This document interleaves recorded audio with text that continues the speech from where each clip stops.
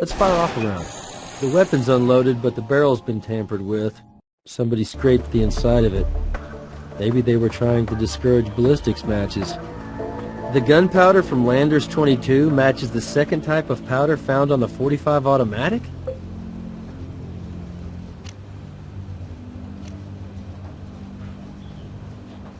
We've done all we can do with that item.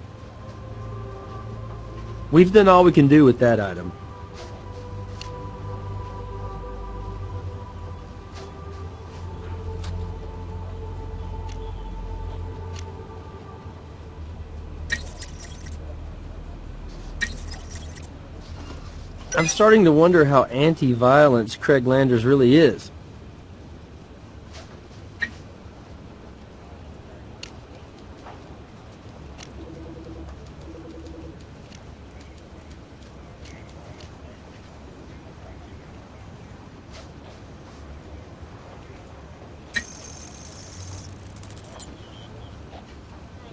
The striations don't match, which is not a shock, considering the barrel's been tampered with. So I'm not ready to rule this out as the murder weapon. It would be nice to know whether this gun was futzed with before or after the crime. Our ousted game designer either knowingly or unknowingly provided the bullets that killed his former boss. The problem is, somehow all three of our suspects fired these rounds. The electron microscope confirms the gunpowder found on the forehead wound matches all three of our suspects' hands. This definitely muddies the water a little bit. What's up? We have a real mystery here. Let me lay it out for you. We have a .22 caliber bullet that we found in the body. Its GSR matches this box of 22 bullets. We also recovered a .22 handgun owned by one of the suspects and have found the same GSR traces on it. Okay. But ballistics don't match, so this weapon didn't actually fire the bullets into the Vic. Sounds like you need to find a different .22.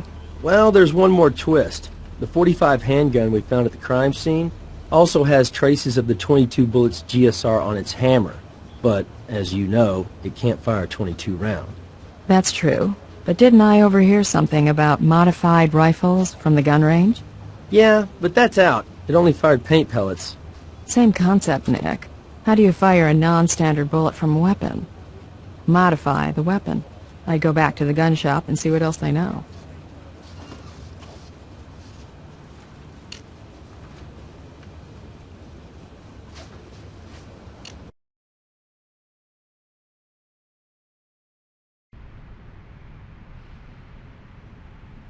We don't stock them, but they're easy enough to special order. Those kits are fairly popular, because they let you train with less expensive rounds. 22s are way cheaper than 45s, and more common too. Heck, around here, you can buy 22 cartridges at convenience stores. No, the only thing they bought was bullets. You don't have to be a gunsmith. Anybody who knows his or her way around a gun could do it in a couple of minutes. Don't even need special tools. Would you like to order one? No, thanks. We have our own sources. No problem. I'll pick one out of the wall for you.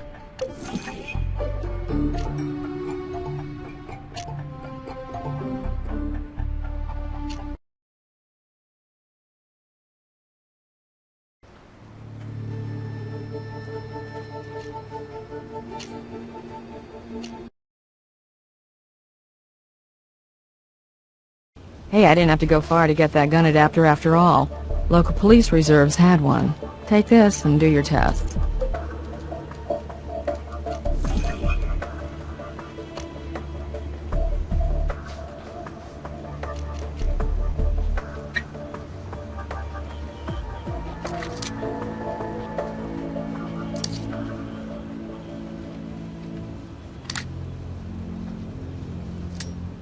Good job. Next stop, ballistics lab.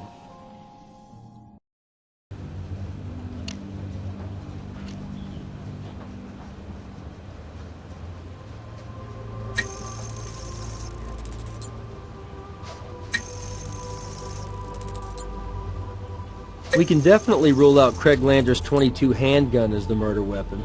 The bullet fired at the gun club does not match the bullets from the victim.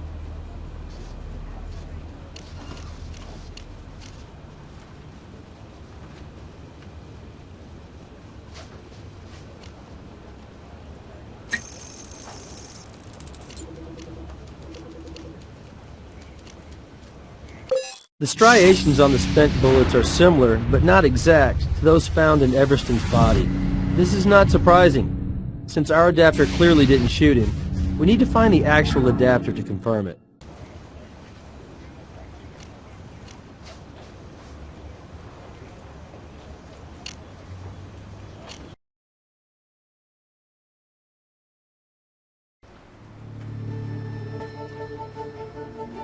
I'll get my boys to start searching for it immediately.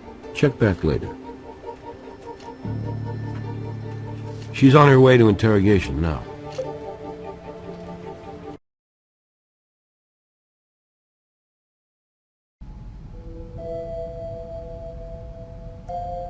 They had a lot of history before I got there, you know? Like, they had tensions sometimes, but there was also a bond. Almost like they could read each other's minds or something. By the end of the project, they were mostly staying out of each other's way. And, you know, maybe I'm out of line for saying this, but I don't know why Stan trusted the guy. Word around the office was, Andy's an old-school hacker. What kind of old-school hacker? The kind who likes to break into stuff. Recently, I let him install a version of Gut Wrench 3 on my computer. Only since then, my machine's been working really, really slow. Andy says he did nothing, but I think he accessed my files. So what if I did? Craig plastered that pic on the target. I took aim and showed them my stuff. Gotta give Stan credit. He laughed. For a while. Maybe you guys ought to join the gun club. Me, I was raised around firearms. My dad was ex-military and his big hobby was hunting. Plus, I didn't have any brothers and kind of went the tomboy route to please Daddy, who trained me in guns from grade school. But I never could bring myself to shoot animals, so I was strictly a target range girl, and I have the medals to prove it. I used my experience to help Andy with his in-game physics simulations. Not that he showed any gratitude. After all, I'm only marketing. He's the coder.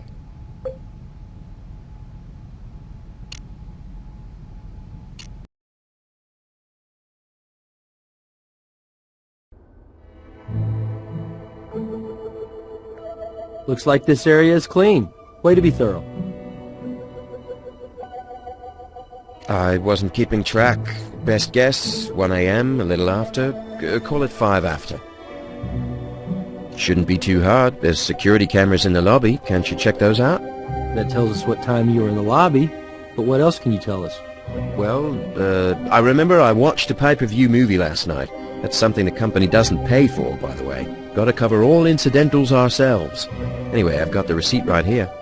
Revenge of the Psycho Blood Mutants. Brass could check that out on the security cam footage.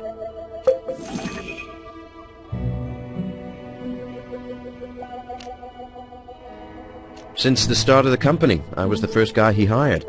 He could be a tough guy to work for, but we were also friends. Anyway, it was his dough and his contacts in the biz that got the company off the ground. Of course, it was my contribution, my game code, that made the company a player. I write the programming code. Back in the early days, programmers like me were God. We designed the games, created the artwork, did all the programming. Only as the industry's grown, it's got more specialized. So my code is still what makes it all happen. I am Gut Wrench 3. Well, like I said, leave isn't exactly the word. The dude was canned. And he hasn't been able to land a job ever since. And it's been months. He's living out of his damn car, you know. Craig didn't mention being fired. You sure he didn't leave on his own? Dude, I was there. It was a raving blowout between those two. As for what was behind it, well, we were all working on Craig's little game, Fuzzy and Bill. We slaved on it for months and months, and it sold squat. It was total hard drive crash to Craig's ego when Stan pulled the plug on the promised sequel.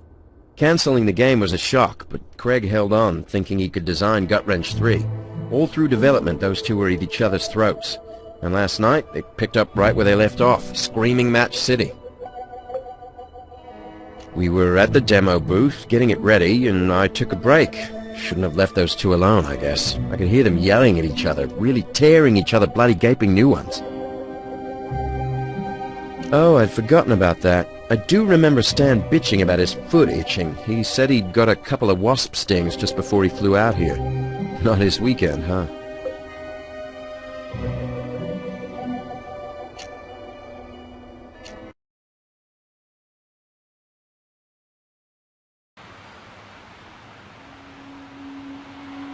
Where didn't I argue with Stan? We fought like brothers, I told you that. Why? Did that creep Andy say... Look, it's no big deal. I don't know what Penmore's problem is anyway. Hell, I'm the one on the outside. He's the one with part ownership of LZP now. He was the new brother. Replaced me in Stan's heart and company. Technically, I was fired. But let's just say I already had my desk cleared out. Why does that matter? What was the reason you were fired? The real reason or the stated one? Because, you see, officially, I wasn't a good fit with the new vision of the company. But really, it was our disagreement about the future of LZP. And my desire to have a little goddamn responsibility about who we were selling our products to. The pisser is... I get so steamed just thinking about it. I trusted him when we set things up. So he wound up owning my intellectual property. And I'm left at square one. I created the original Fuzzy and Bill online comic years ago. Way before LZP. Then I sold Stan the full commercial rights for $1, on the understanding that he would make it into a game with me in for a big share as an employee of LZP. We published. The game didn't sell big, but it had a following. Stan decided to bury Fuzzy and Bill, not just the video game, all other merchandising too, just to put me in my place. There the property sits, still at LZP, and here I sit, out of work and no way to make a nickel on my own creation.